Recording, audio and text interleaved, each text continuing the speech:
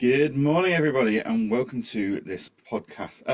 This product partner spotlight episode. It's been a long week, hasn't it? I love that. I love that intro bit because it means we don't have to sit here talking randomly while we wait for people to sign in. But then it puts the pressure on me to get the intro right, and after a long week, it goes terribly wrong.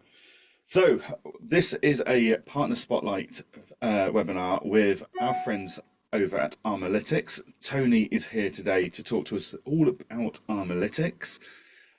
Before we get started though, let's make sure everyone can hear us and see us. So if everyone can just stick a hello in the comments, just so we know you can all see and hear us, that'd be a fantastic start. Brilliant. So Nadine and Katie are there saying yes, we can hear. Fantastic. Thank you very much. Good morning to Alan as well. Brilliant. And if you guys have got any questions, although I'll be monitoring the webinar chat throughout the session, if you've got a question you want to make sure I answer it, or I ask Tony and he answers it, please stick it into the Q&A section and we will make sure they are all answered before we finish this episode. But I'm also very aware it is 11 o'clock on a Friday and some people might want to be going to the pub by 12, so we'll make sure we're done by 12. Not me, I've got a full day of work ahead of me, but hey ho. So, Tony, welcome to Engager's Partner Spotlight. One of our original partners from back in the years gone by. Introduce yourself, introduce Armalytix, kind of high level, what do you guys do? Fine. Well, let's start with Johan and the Engager app team. Congratulations on your Digital Disruptor Award. I get to say that in a public forum. Obviously, we've actually spent almost, it feels like the week together because we're also at Accountex, which was somewhat successful. Standing on your stand with everybody else coming around, it seemed to be everybody at Engager. So well done again. So brilliant. I guess start with Armalytix, founded in 2019. I'm one of the co-founders. If you all look at us on LinkedIn, we have an interesting background. I'll leave it at that. You can find out about us in there. But it was the fact that open banking allowed you access to data that was previously somewhat difficult in most sectors to get hold of. And I think we just glibly thought there's lots of use cases here. Let's get on with it. So that's how the company founded and started. And that, getting data was the challenge. I think in the accounting space, the somewhat non-political phrase would be getting clients' bank statements is a pain in the arse. And frankly, that's what we're trying to address. Now, yes, there are bank fees, and we can talk about lots of different things here, but effectively, as a business, we operate across a number of sectors. Effectively, we service professional services. That's accountants in the broadest term, and legal. The needs are very different. If we cover off legal quickly, just to get it out of the way, and Johan, you're a bit familiar with it. Source of funds area was a sort of start point. Regulators were kicking the legal sector to say, look, you're doing all these transactions. Where did that money come from? That is a good question. Generally, the answer has been send me 3 months bank statements and someone will have to look at it and try and figure something out. That clearly isn't a sustainable B likely to identify anything. So that's our sector. We do a lot in that sector, but it's beyond just the conveyancing. It's family law, it's divorce, various other sectors in there where you want to know something about a person's finances, then the answer is, well, get some bank statements or go down the open banking route, get some data. So I think as a firm, what we look at is we get data and we provide an output. And those outputs differ depending on your segment and what you're trying to do. Very generically within accounting, where we started was actually with Wainwright's, is probably the best way of describing how this all started, because Engager was part of Wainwright's. They were using our services already, and then we implemented a plugin into the Engager piece, or Client Engager as it was at that point, to actually allow you to get the transaction download. Before we sort of go into all those details of what we do there, just to cover the rest of the accounting sector, our clients, probably to some degree like Engager clients, are very similar. Some are not similar at all, and we have a lot of larger firms that do multidiscipline. They may be audit, they may be doing insolvency, and we have outputs for those. So we find some of our clients overlap entirely with the Engager community, and some are slightly larger that do multidiscipline. And clearly, some of the Engager clients are also multidiscipline. But our focus isn't just bookkeeping. We have bookkeeping, audit, and insolvency. So does that help? Was that good enough as a start point to say that's what we do?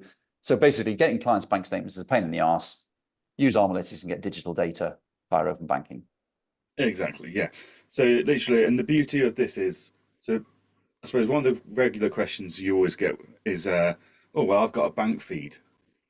Yes, you have. Yes. How reliable is a live bank feed? Well, you'll Well, find out that's now a when you discussion in reconcile. itself, isn't it? Isn't that Yeah, we should do this at the Countex or somewhere and say, okay, all accountants want to stand over here and say there's no problems with bank feeds, and the other ones want to stand over here and say there are problems with bank feeds. And you surprisingly, there are two answers. So how is that? I use, okay, I'm going to say I use Zero. Apologies, Johan, I know you have an affinity with a certain platform.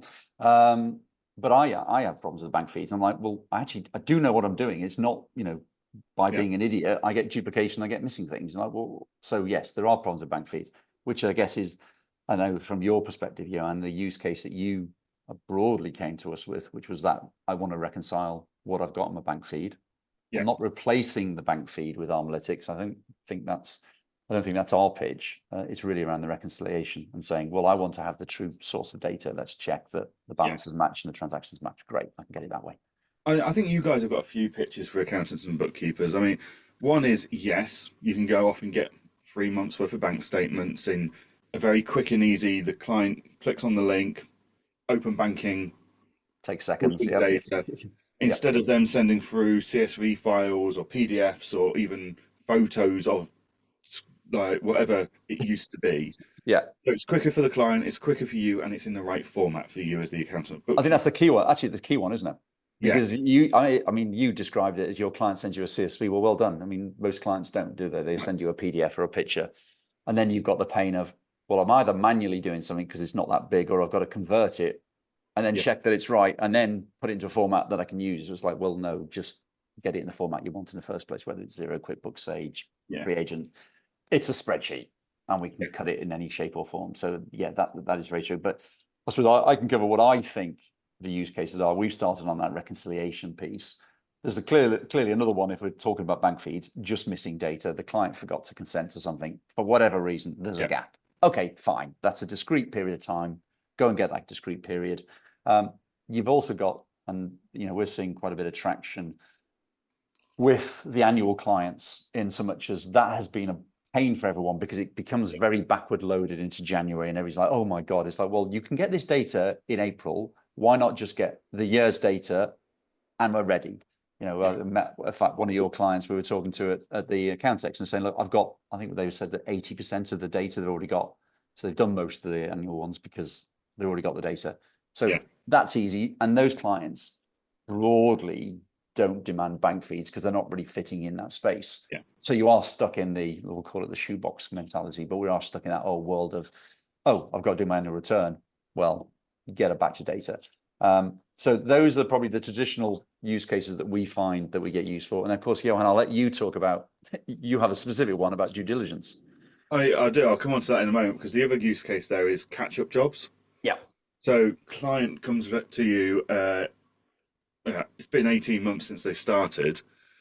Even if it's been 6 months or 12 months, like most bank feeds that are live will only go back 3 months Yeah. at a push. Some Yeah. might do 12 months and stuff, but it's a bit hit and miss. Yeah.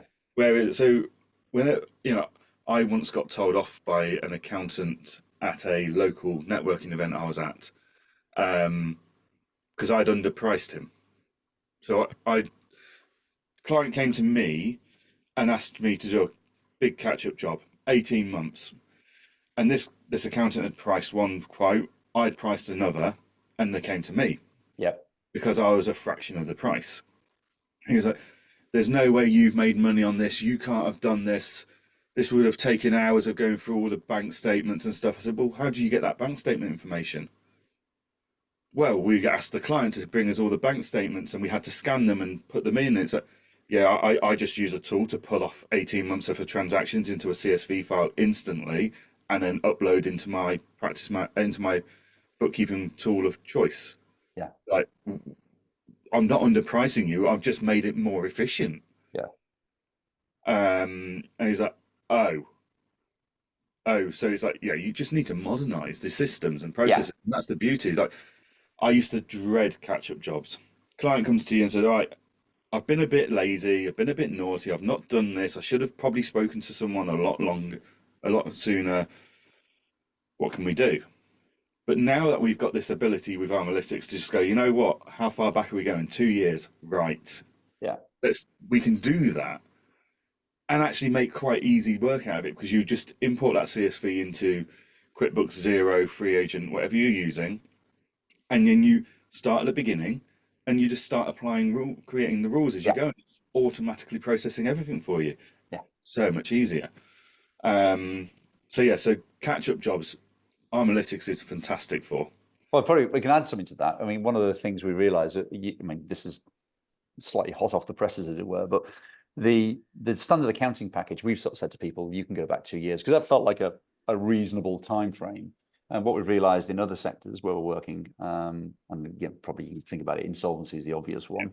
You need to go back a lot further. There's a lot more questions. And from a business standpoint, 2 years is probably enough data to understand whether the business has been mismanaged, but you don't know about bounce back loans and you don't know about other things. So you go back further. So actually, to that point of, the catch-up job, we had one guy who came in and said, oh, I've got someone who needs to do 5 years worth of tax returns. It's like, well, we can help you. We can certainly get that data. We charge you more for it, which I think is reasonable in so much as that is more valuable, because actually going back that far is unlikely to be a statement available anywhere. Yep. So, you're never going to get to that point. So, yeah, so I agree. That I suppose I'd written down in my list of things, I've called that onboarding, but I think there's a slightly separate one to that use case. That use case is I just catching up, right? That's fine. Yeah. I think if I try and cover the onboarding, and I know you sort of slightly pioneered this with us, because the way you thought about it, which was the way we thought about it, but we're trying to sell something, so that's kind of slightly different, isn't it? But it was the point of, matching in with sort of the engager, go proposal-esque, how do I price this client? What's their activity? Because the way you price a client is you ask a client what they do. And I'll try to do an analogy that isn't about accounting so that we're not picking on people. It's, if you go to a financial advisor, they ask you how much you pay on utilities, and we all go, well, it's about that much. And how much is your mortgage? It's about that. You don't know those numbers. And I guess that's true for businesses as well. Don't know all the things. One of the things that's very important to bookkeepers is, well, how many transactions do you have a month? Yeah, 20, 30, maybe. Yeah, okay, 30. That becomes part of that proposal. And of course, the reality is presumably not 30, I would hazard a guess. So when Johan and I were talking, early doors on this, we have a view of, we give you the data and it's just data. We also, as we've said, we create these reports that are curated for outputs, and the outputs define different things. And actually, we found our source of funds report, in its pure sense, just the report itself, no questions around it, actually starts to pick out activity. And I think one of the things, from my perspective, it seems like a great idea for onboarding is, well, it does look at all the accounts and tells you how many transactions there are on a monthly basis. That's just pure useful information, as in I'm going to price them based on that. But then it shows you what's been happening in the bank account over that period of time. Is the client overdrawn? Have they borrowed loads of money? Things that may not have come out in the conversations that probably should. But more importantly, as an accountant, you have, compliance and things you have to do at certain times, like VAT, like annual returns, like NIC and PAYE. All those sort of things have to happen within the business. And of course, if you look back at a snapshot of 2 years worth of data and just do some overall analysis, you can see, they've made 8 VAT payments. That's good. They've made 24 NIC payments. Good. So those things that they have to do at least have been done. Now, they might not be right, but at least they've done them.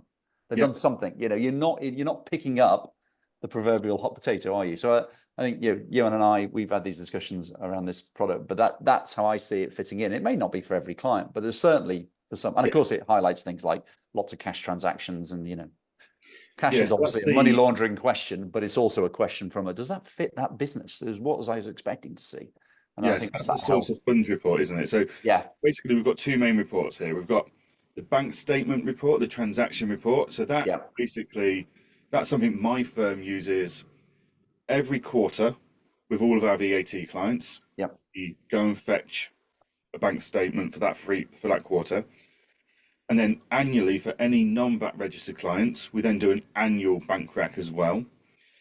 Unless we know there's a client that's got a particularly bad connection with their bank or something, then we probably do it monthly to keep that one on target.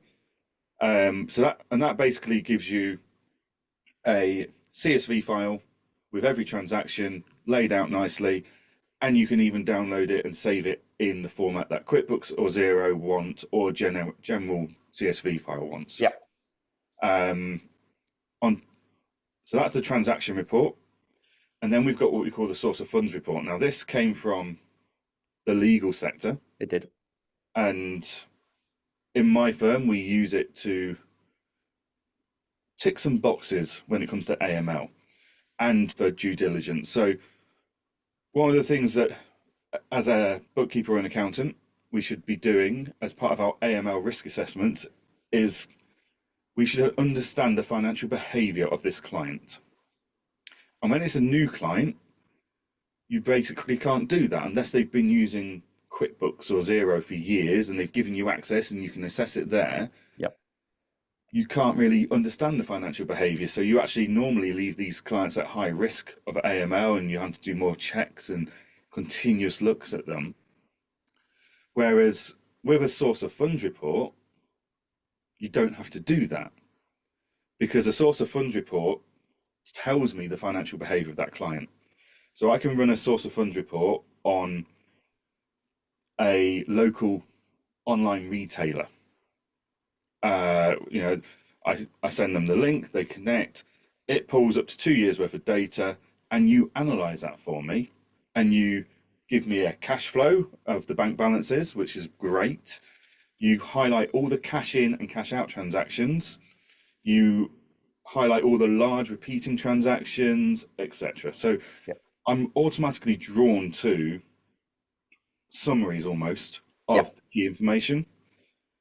But the beauty of the cash in, cash out part is the first question I ask is, would I expect this volume of transactions in cash from this client? So I always use the example of an online retailer. Why have they got loads of cash in and out transactions? That doesn't add up. No.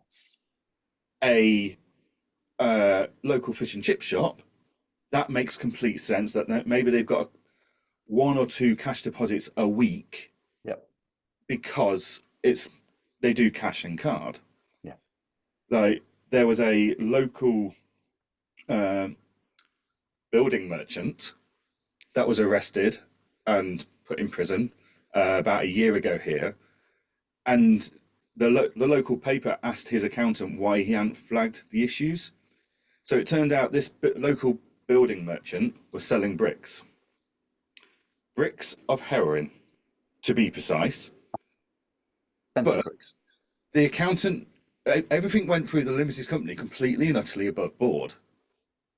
It was only because the police caught him dealing it that, like in theory, the ratio of the costs and stuff, the accountant was being fed false invoices and stuff like that. Yeah. But the bank account was all above board. Like the guy was paying corporation tax on selling this stuff. Fair enough.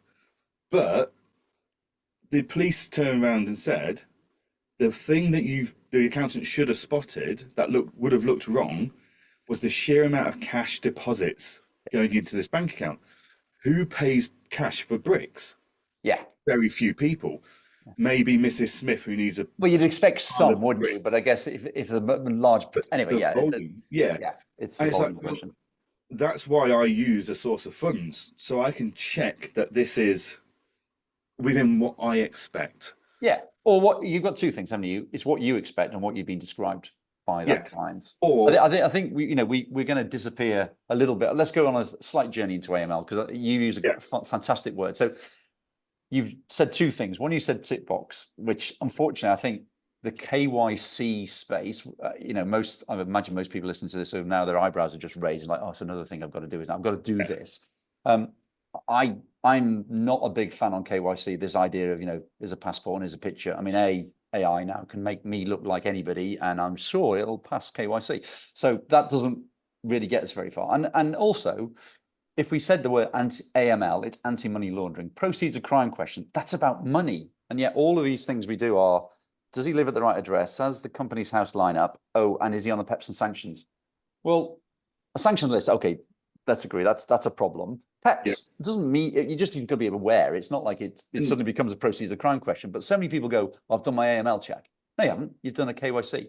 I guess what we're saying, and the word you used is this understand. So let's not say KYC, know your client. Let's say understand your clients, because I think you're in practice, and you get audited, and you want to be in the position where I know what this client is about. I've got this report that shows me certain things. Someone will always criticize something, but you've got a process and you've got an output that's auditable. And you think, I used to work in, well, I still do, FCA regulated firms. You kind of go, I've got a process. Okay, that's great. Are you following it? Well, that's a good one. I am following it. Have you got any evidence? And that's the place where we all fall down.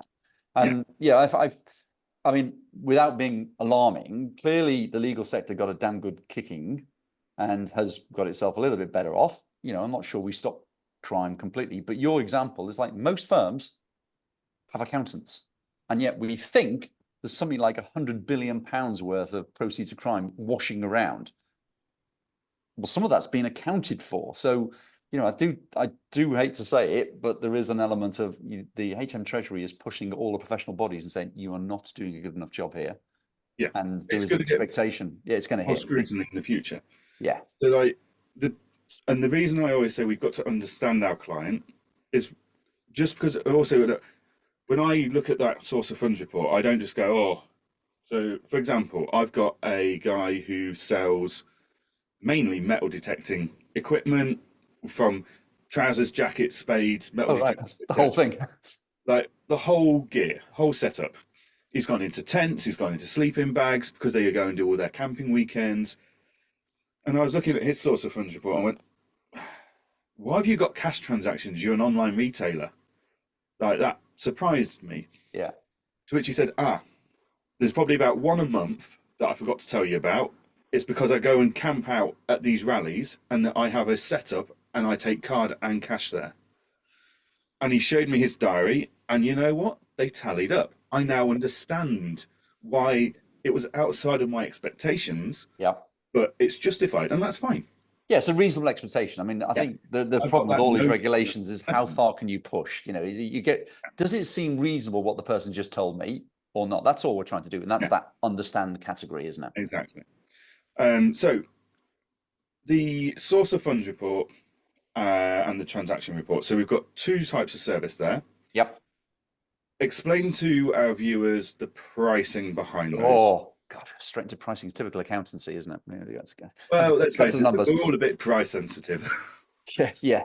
So I suppose the problem with all pricing is it depends, doesn't it? It's a volume question. The more you do, the cheaper they become. I think the standard package that accountants have been, starting on, or we sort of offer out is £50 a month, and that includes 10 reports. A report is when a client basically connects banks. We don't do it on a per account, per bank basis. If your client has to be a little bit like me and ends up with 10 banks with 3 accounts in each, because obviously I work in an open banking firm, so I have to keep checking all of them work, then that's fine. That's one report. They just connect all of them. And, Johan is familiar with it, but it broadly takes you about 30 seconds on your phone to connect a bank to consent the journey. So from a client's perspective, it's quick. But yeah, effectively, we charge on a report basis. So we look at it as you can send requests to clients. That doesn't cost anything. When they give you data back, that's when it costs something. That data is indeterminate in length. It could be up to 2 years, could be 1 month, could be, whatever set date range you want. And that's that. The way we look at the source of funds thing is a more as a pay as you go, because people can't really commit to well, how many of those I'm going to do a month? I don't really know.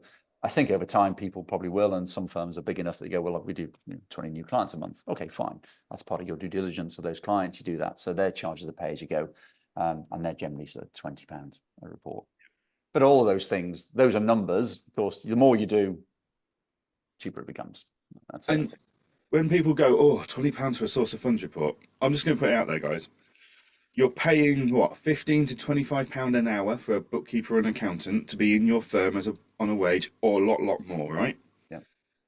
How many hours, even an admin person, how many hours would it take over a year to keep checking and doing your checks on your risk assessments and stuff if you've had to mark someone as a high risk, when £20 could have taken them from high to medium because you now understand your client's financial behavior? Yeah. That's and then when people you've got 2 years worth of data in there, haven't you? So in fact, because I think one of the points you said was, you can understand your client when they hand over their QuickBooks or Xero Sage or whatever. That is slightly true, other than well, what if the client had access to that and Yeah. has changed it? Then what clients do? They Well, they make mistakes. Let's call it that way. Yeah. Yes. But yeah, but they might have changed it. So I guess there's always that element of, if I'm relying on something, independence is better. Yeah. And obviously, we talked about the consent, clients consent to share. They only consent to share. They don't consent to change things. They can't change what the bank has got. All they're saying is yes or no to sharing it. So it comes straight from the bank to That's you. the other beauty of this, right? So in my firm, we do a lot of due diligence for our clients that are buying for businesses, Yeah. and we always use the source of funds report because, and the clients will go, "Oh, why?" Like, or the seller will go, "Why have I got to do this? I've sent you all the bank statements. Like, my lawyer's got all the bank statements as part of our due diligence handover." It's like, yes, but how do I know you've not made those in Adobe? You've not Yes. edited those. Yeah. The fact that our client or the seller or a client as a bookkeeper or an accountant clicks the open banking bit and then the reports are sent straight to us, not via them, Yeah. reduces the chance of fraud dramatically. Yeah. And, like even now in due diligence, if a seller refuses to do it, it's an instant red flag for us on their behavior as to what are you hiding? Yeah. Well, it's the same in the legal sector on source of funds. No. If you gave an individual a source of funds question and they refuse to do it, interesting behaviors, isn't it? It's the same. Now, just to quantify the bit that my firm uses the source source of funds reports for AML. We do, but we only use it on clients that have been trading 6 months or longer. So if a client comes to us and is brand new, there's obviously nothing to check. So they remain a high risk for us until we see their financial behavior. But anyone that's been trading 6 months or longer, we ask them to complete the source of funds check. Yeah. Because it saves us so much time and admin throughout the year ahead that it's worth every penny. Yeah. Well, I think we did say we diverge a little bit onto that, so we've done that. We should come back into the fold of practice management and the actual day to day. And the day to day is, as you described, this sort of data capture. I think I like to use what other people say as being sort of the hooks to things. I started listening to it as a classic, let's have an AI panel at Accountex. But one of the interesting questions, which wasn't AI, which was good, was what's the most important thing in a practice? And the most important thing in a practice is practice management. And I think the appeal that Engager has is this idea that you're a hub, and all the things that you need to do are within that hub. Exactly. Because that is your whole point of work. I am doing all my tasks through here, and the things I need to use are all linked to here. And that's how it seems to me as a non-accountant, but as I suppose a technologist. It's kind of like, where's my, the fact that accountants have thousands of apps that do different things. It's great, but then you're all jumping off all over the place. You want this one central repository.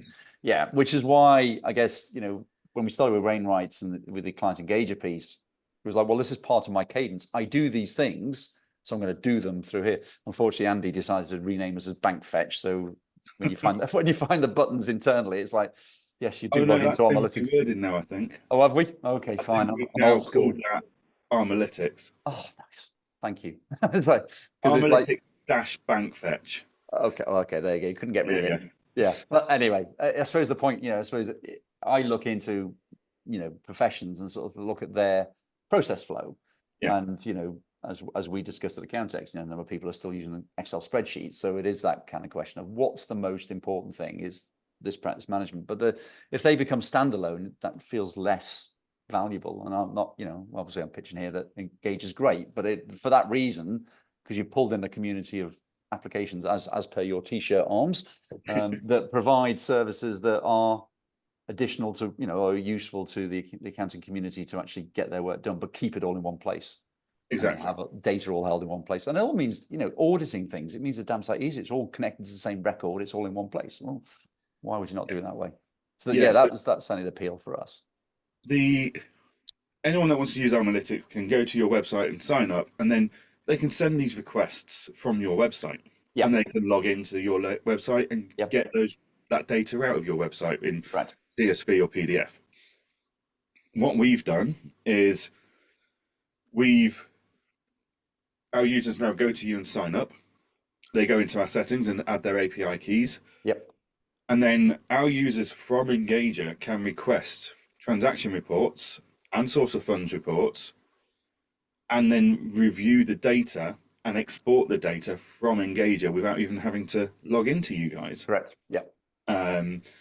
Which, yeah, it just makes, as you say, it's all in one place. It's nice and easy, but it's still also available in your web portal as well. Yeah. So a lot of people have said in the past to me, oh, if it's in Engager, does that mean it's not in Armalytix? No, it's in both places. Yeah.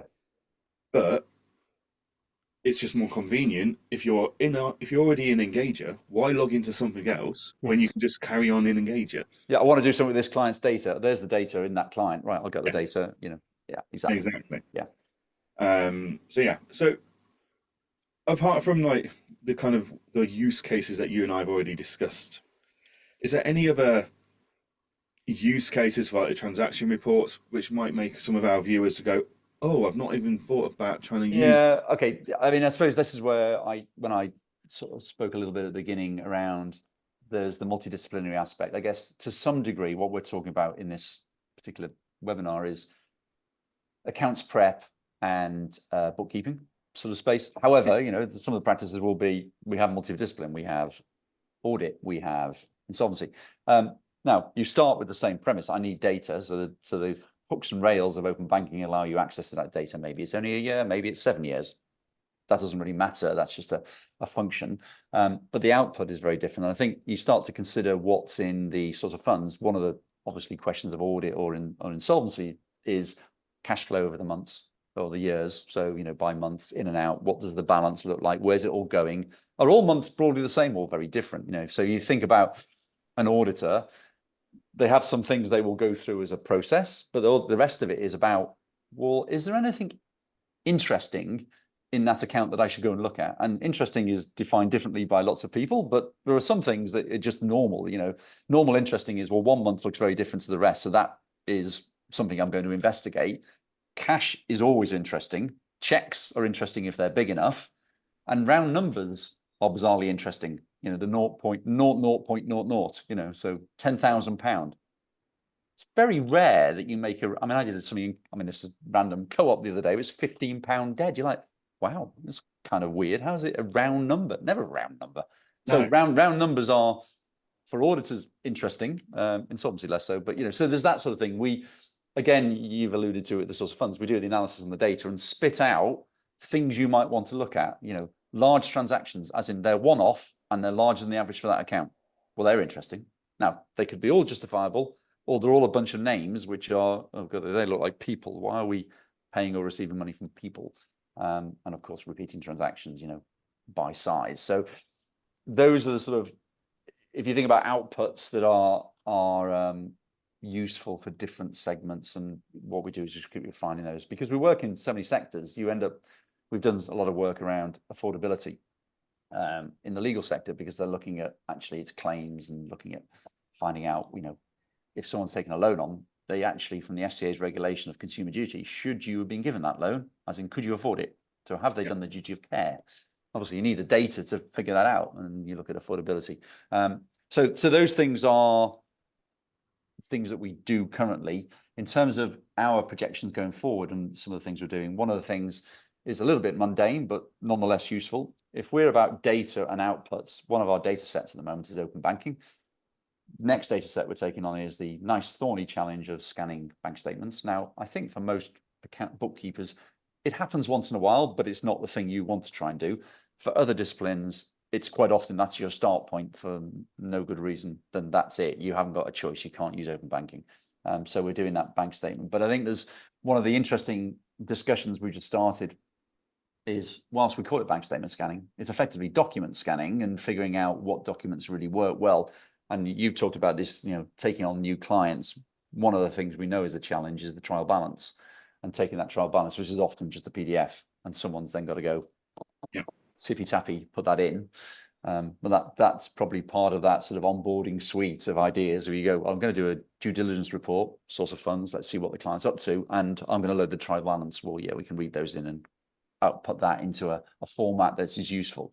So I think you kind of figure out what's the life cycle. Here at the moment, we're talking about the cadence of transaction downloads when you need them, annually, monthly, quarterly, whatever it may be. There's a little bit of onboarding stuff, so we should do more of that.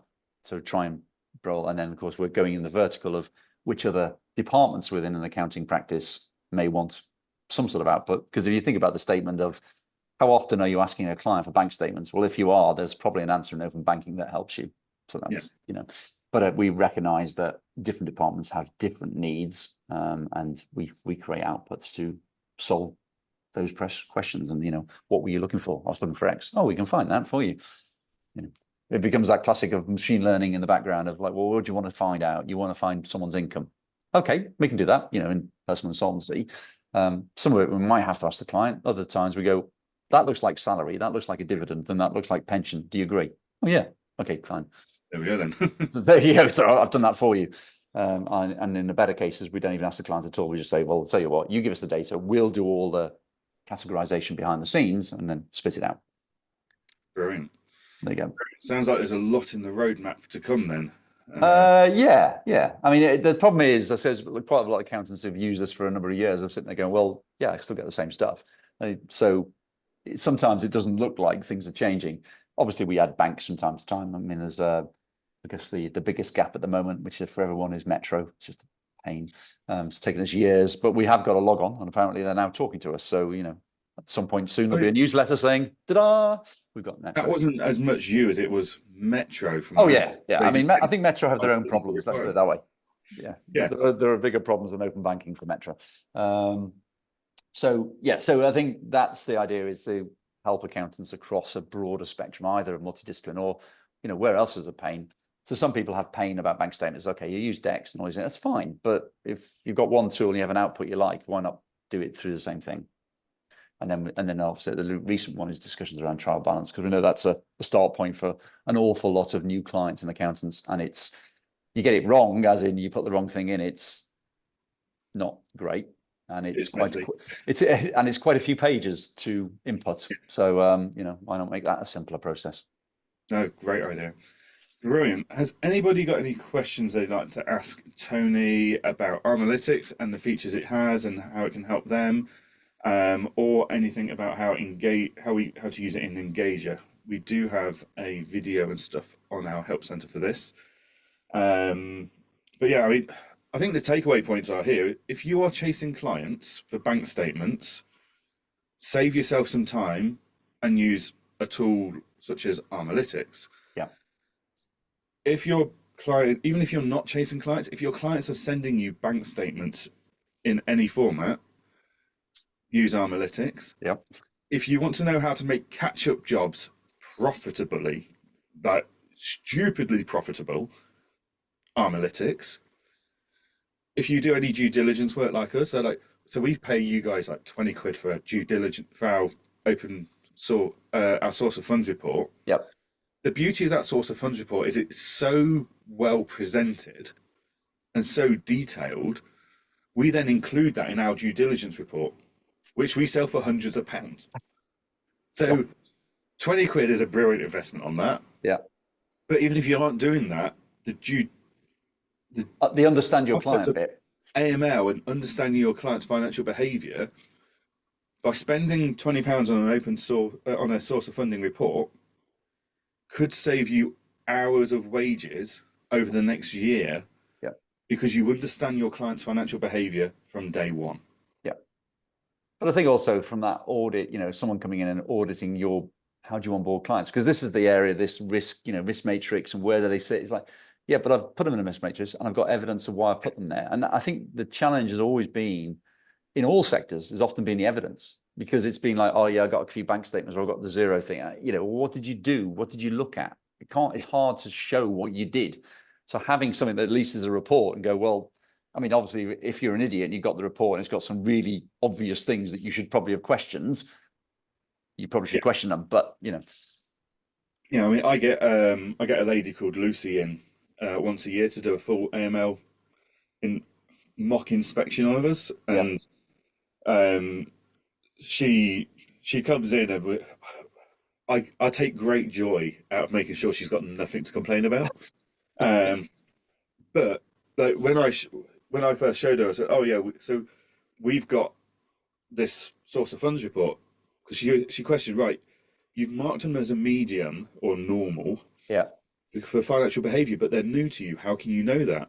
And I delivered this report, and she just went through it. It's like, cool, Yeah. that's how Yes. you know. That's how you know. Exactly. Um, but yeah, like when you start doing things like that, and things like, so we've got as part of our onboarding, we do a form and engager for our firm where the client has basically to do a self-declaration of AML. Are you involved in politically, are you politically exposed, blah, blah, blah, So basically, when we then do our electronic checks, if they've self-declared no to everything and then something Yeah. comes up, we've got a problem. Yes. Whereas if I've had that verbal conversation with them, how can I prove what I've written down is what they said in that Yeah. meeting? Correct. So, but what I've found is when you start putting big, impressive things like that are actually quite simple and save you a lot of hassle in the future together, when it comes to your AML inspections, they don't dig in. Well, there's also you've got very limited preparation for those inspections because all Yeah, that data is already sat there. It's like exactly. which case do you want to look at? That one. No, it is. It's Yeah, not the I'm going to have to prepare all my stuff, and I hope they don't ask about that client or whatever it is. It's like yeah. But and when they do then look at everything, they go, okay, compared to all the other people I do inspections on, this is already very comprehensive. nothing to see here. And they actually they don't dig as deeply into things. No, Where if they look at it and go, oh my God, right, I'm going to dig into this because this already looks like a mess. correct, correct. So you are kind of saving yourself time there as well. Um, we have got one question just come in. Does Armalytix work with non-UK banks? Oh, that's a lovely question. We can even cover that brilliant topic of Brexit. So when we started, we were EU regulated, so we could do anything. But we are FCA regulated, and as an FCA regulated firm, I can access UK banks, and that's it. So to be able to access, a French bank, I would have to be regulated somewhere in Europe to do that, American, Australia. So I think in terms of our sort of long-term vision, well, we clearly get active in lots of sectors in the UK. And then a lot of those things, accounting practices are very similar across the globe. So doing the same thing in other sections, other territories is possible with regulation, and we haven't got it yet. So long answer to the no, we can only do UK because we're FCA regulated. But you'll also be, as well as the regulation, I suppose we have to remember actually the UK is fairly far ahead when it comes to open banking. Yeah, well, you look at America and go, oh my God, checks and cash in America. Checks. I mean, it's checks. You go direct debit. They go, how's Just that printing your pay slip. Yeah, And your paycheck. yeah. I said at the beginning, if you look at our LinkedIn profile, it's quite interesting. But I used to work for an American investment bank, and one of my colleagues got paid in cash. Used to go downstairs and got paid in cash monthly. You're like, I don't understand how that even is a thing. And No. that, by the way, isn't millions of years ago. That's like 2010. But yeah, but they are. So I guess open banking, there are some benefits here. Open banking was actually created in the UK, and other jurisdictions have gone, well, that works. So we're not going to reinvent that. So you'll find South American countries that do open banking is actually the British protocol. Australia and Canada, you'd expect because Commonwealth link, but they are using it. America is using a similar. So the one thing is over time, the way it works in the UK will expand into other jurisdictions. What is interesting is other jurisdictions have probably gone to the end game sooner. So I think Australia has, and certainly a couple of the South American countries where open banking is, clues a little bit in the title, it's banking. Well, it shouldn't be called open finance, because the idea being the fact we can get current account in most savings accounts, great. But what about your ISA? What about your NS&I savings? What about your Hargreaves Lansdowne trading account? Well, they're all finance, but you think about it, the link should be very similar. I just want to transmit some transaction information in a secure environment. Okay, that's what it is. So some of those other jurisdictions have actually gone for that wider remit and said, actually, I want pension. I mean, pensions would be the ideal. Pensions should be part of it. Well, that's true. So should be your, investment savings. So should be your ISAs or whatever structures there are in the different territories. But yeah, so whilst we led it in terms of the start point, and the protocol is broadly used the same across, so it makes it easier for us if we do go other geographies. They've actually gone for a wider remit to start with, where UK is now talking about that wider remit. But of course, we've also got the debates of, well, it hasn't quite finished the first bit because not all banks are doing what they should. Yeah. They Yeah. all give you different bits of data, and it's like, well, can we just get that bit right first? Yeah, let's standardize it and get it rolled out. And those that aren't meeting standardization need to be dealt with. Dealt with. I like that phrase. Yeah, the FCA aren't very good at that, dealing with. They don't often. Yeah, there's a few banks that sit there and go, I don't understand. Like, we'll use one. We'll call them out. Handelsbanken. Yeah. You know who you are. 15 months of data. That's all they'll give us. Right. And you go, well, it's interesting because the FCA regulation says you have to give up to 5 years data. That's a rule of the FCA. Right. Forget open banking. That's just a rule of the FCA. So you're like, well, why are you only giving 15 months? That doesn't make any sense, does it? So those are the sort of idiosyncrasies where you just go, oh, just why? Yeah. Well, it's like, I know I come across it every now and then, like RBS. Yeah. They've got like business accounts that are 25 years old. And it turns out they've not actually been put onto open banking yet. Yeah. So within the bank, you go, I can do all those accounts, but that one doesn't work. Like, well, how's that work? Why is that? That's it. Like, the credit card does or doesn't work. Three accounts, 2 were 25 years old, one was 5 years old. The 5-year-old one, not a problem. 25-year-old one, like we've had to send away for them to print off and post us the statements. Yeah. Yeah. We need to get it standardized to make everyone else's life easier. Yeah. I mean, obviously, I think it'd be a great thing for. I mean, the whole purpose of open banking was to allow individuals, so you and I, to share data with people to make better decisions. I think if you carry on that logic, there's things like your pension, your savings that are not in bank accounts, but savings as in, or trading accounts, Hargreaves Lansdown type thing, AJ Bell type stuff. That's all part of your fabric. And then it would kind of make sense that we could access that. I mean, you kind of take, is it, I'll never know if it's Lithuania or Estonia, I always get mixed up. But they have a digital system where basically your ID is all linked to all your bank accounts. So actually, you can see everything through one thing. Some people might not like this, but that's probably where it needs to be, because you've got money laundering questions or proceeds of crime, and then you've got tax, which we, unfortunately we should pay. We can try and minimize it as much as possible, but it would be a lot easier if these things are all just linked and you went, well, there you go. That's undeniably the answer. Right. Okay. And because there's even cases where, so my father-in-law's estate was in probate for 2 years because we kept finding different bank accounts. Yeah. Because there's no central. No, that's a different problem, isn't it? Because at the moment, I suppose open banking only solves the problem where an account exists. Yeah, exactly. But if you did link it through this national ID thing, and of course people then start civil liberties questions, and there are lots of questions to answer on that. But there is exactly that problem when you're trying to deal with an estate and you're going like, I don't know, I've no idea. You're picking up a piece of paper going, this was a bank statement from 1975. Well, that still could be a bank account. It could. I'm going to have to have that conversation. It's like, well, it should be easier, and then it also reduces fraud and crime because it all becomes connected. It's hard to unconnect it. And that's anyway. I think we've totally. Anyway, we're not advocating all of this that the big brother should be watching you, but anyway. And I'm conscious we do need to end on time because there is a demo call coming onto this link at 12. So Tony, thank you so much for joining me today and deep diving and putting the world to right in certain places. I think everyone can see how I can easily lose several hours of a conference day just sat having a coffee and cake with yourself. Yeah, we do have good conversations. So anyone that wants to use Armalytix that isn't there already and wants to have a demo, or maybe they want to find out more about source of funds and they're already using transactions, how do they get in touch with you, Tony? Well, website, armalytix.com. Lots of descriptions on there, and there's a contact us there. And obviously, if you think about armalytix.com as the domain, then I am Tony. It's armalytix.com. So you can always try me. There you go. Brilliant. Thank you very much. Thank you for everyone that's tuned in today. Hopefully, either you've realized you could get started with transaction reports, or maybe you're already there and you realize actually there's a lot more insight that core bit of data that I've already got could give us to make life easier in other aspects of your firm. So again, Tony, thank you so much for your time. Thank you for joining us. It's always a pleasure to chat, and we will come back to you all very, very soon. And just remember, award-winning digital Award-winning. editors. Well done, you.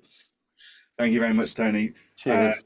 Thank you very much, guys. This recording will go up onto Zoom, onto the Help Centre in the coming days, because on a Friday, Zoom seems to be a bit slower to process these things. So early next week, and we'll also do a blog around this and stuff as well. So yeah, thank you very much for Thank you all. attending, and Cheers, Johan. very soon. Thank you, mate. Bye-bye. Bye-bye.